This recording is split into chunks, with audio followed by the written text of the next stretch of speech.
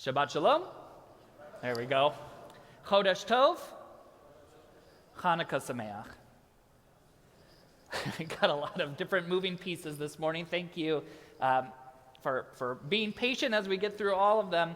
But now I'm going to put you guys on the spot as I've been running around up here. And we're going to do a Hanukkah quiz. It's Hanukkah quiz time. We're going to start, listen, there's going to be a lot of trick questions. I apologize in advance. But we're going to start somewhat easy, and we'll get a little bit progressively harder, okay? So, first question. What is this? Anyone? A menorah! Who thinks it's a menorah? Incorrect! Incorrect! It is not a menorah. Does anyone can tell me why it's not a menorah? Sarah? It is actually a Chanukiah. What is the difference between a Chanukiah and a menorah?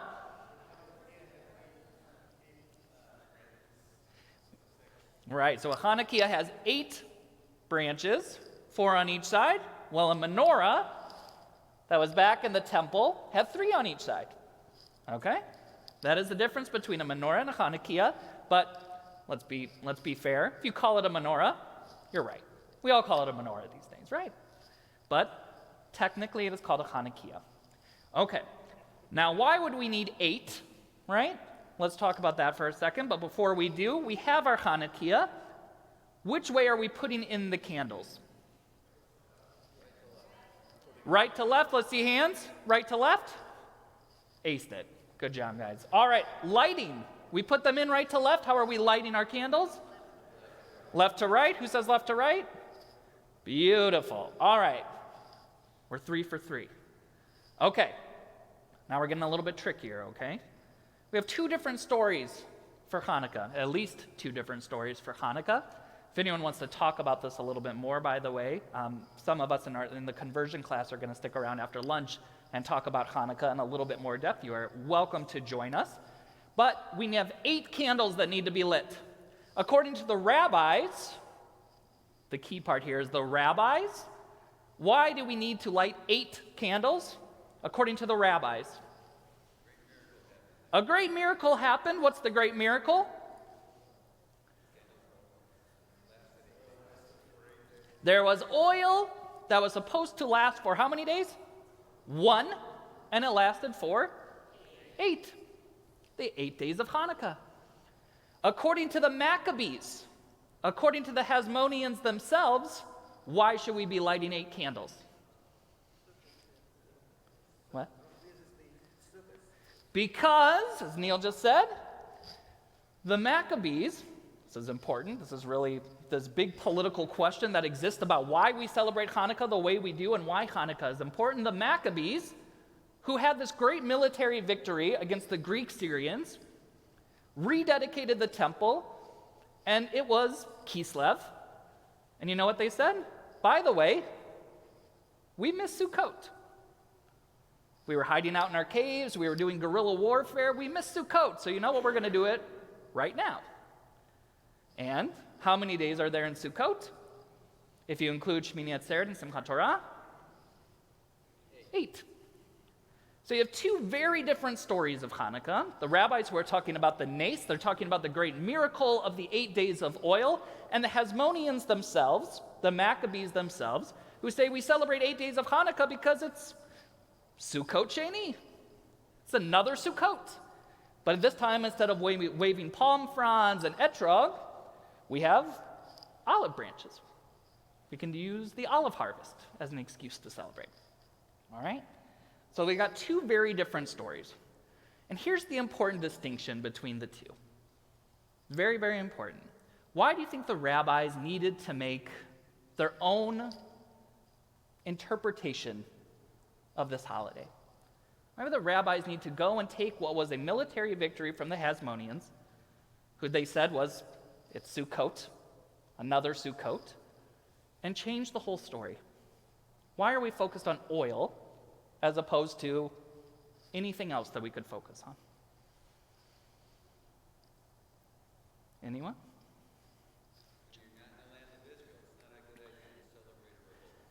When you're not in the land of Israel, it's not a good idea to celebrate a revolt. I like that. That's beautiful. By the way, this is a Jewish question. There are a lot of good answers to this, right? So so that's great. Love it. Why would the rabbis also say, maybe we need a little bit of a different story here?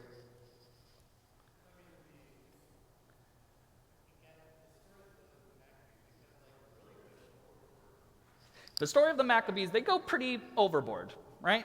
They get pretty intense. And not only do they rededicate the temple and bring about temple sacrifices back, they also bring the whole Kohen system back, the priestly system back, including appointing a Kohen Gadol, a high priest. The only problem is the high priest that they appointed wasn't actually a Kohen. Didn't come from the line of Kohanim. So all the priests and the Kohanim were like, that's not how this works. You're not supposed to do it like this. You can't just be soldiers and all of a sudden start appointing things the way that you want to do it. So that's what the Hasmoneans did. So another juxtaposition. Anyone else? Anything else that maybe the rabbis would change the story a little bit to focus on something else? In the story of the Maccabees, in the story of the Hasmoneans, who have this great military victory, who rededicate the temple, who's the hero of the story? Judah Maccabee? Anyone else? Kind of the Maccabees in general, right? The Maccabees are the heroes. Yeah, Roberta. Beautiful, beautiful. And so in the story of the rabbis, who's the hero in the story of the rabbis? God. Because the focus isn't on the military victory. The focus is on the nes. The focus is on the miracle.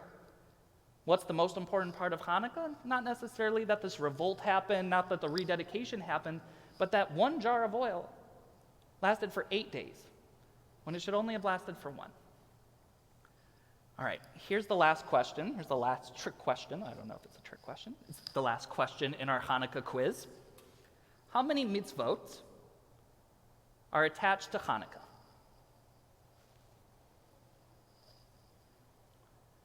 Any guesses? Zachary? 0. That's a good guess. 2. Okay. Any other guesses?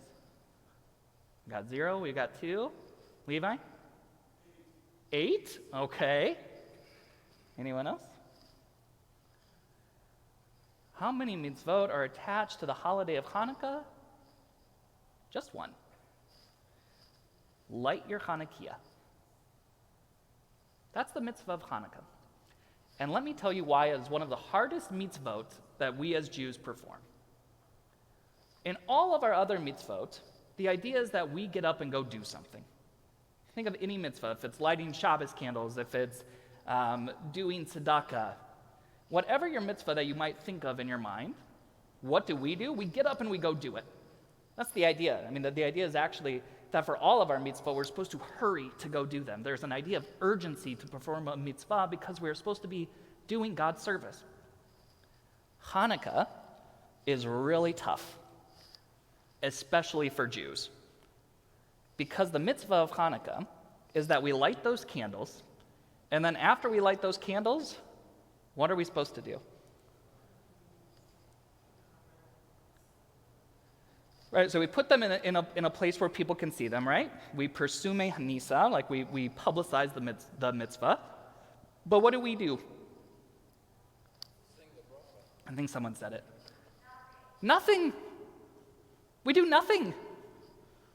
We're not even supposed to use them, right? They're not supposed to, the Hanukkah candles, the Hanukkah candles, aren't supposed to be used to light our dinner. We're not supposed to read by them. We're not supposed to do any of these things. We're not supposed to use them. The Hanukkah, the candles that we burn for a mitzvah of Hanukkah, is that we sit back and watch them burn. That's all we do. That is the antithesis of going and hurrying up and going and doing something. It's the antithesis of going and giving charity. It's the antithesis of going and visiting the sick or welcoming guests. We don't do anything. And if you don't think that's uncomfortable, I'll prove it to you right now.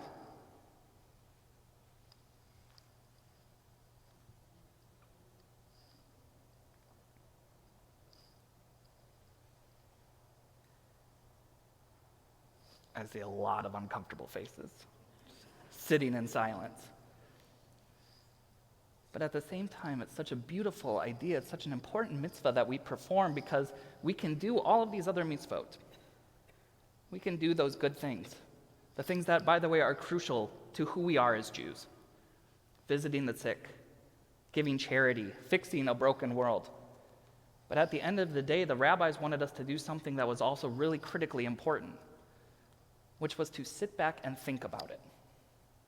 To take one mitzvah, out of all these different mitzvot, to take one mitzvah that the whole ikar, the whole essence, is to think about the nes. To do nothing else but to sit and watch candles burn. And that's really hard. Because the invitation here is to think about all the things in our lives, to sit down and think about blessings in our lives, to think about family, to think about friendships, to think about the different things that are giving us light in our lives right now. We don't like doing that. We're part of an attention economy. Anything that can get our attention, anything that can distract us from being quiet and sitting back and watching is how our world works. But I would make the argument that the most important thing that we can do at this time of Hanukkah, right, this holiday that takes place amidst, especially in America, rivaling with Christmas and Kwanzaa and all these other big holidays that are about everything else, about getting up and moving and taking care of one another and doing charity. We have all of that every single day throughout the year. Hanukkah, those 30 minutes each night, is about doing nothing. It's about sitting in that awkward silence and using that awkward silence to think about the brachot, to think about the blessings in our lives, to think about the gratitude that we have, and to just think about where we are. So I'm going to give you a challenge tonight. Tonight we're lighting our Hanukkah. Okay? We have a couple more nights of lighting. For those of you who have been like me this Hanukkah and have said, oh my goodness, it's almost time for dinner, Elior, we got to go light our candles, and then we got to go do this, and then we got to go do this. Tonight, we're going to light our Hanukkah, then we're going to do Havdalah, and we're going to sit there. And we're going to watch. Okay? That is your challenge tonight. To light your Hanukkah, and when you do, to sit and to be present while those candles burn.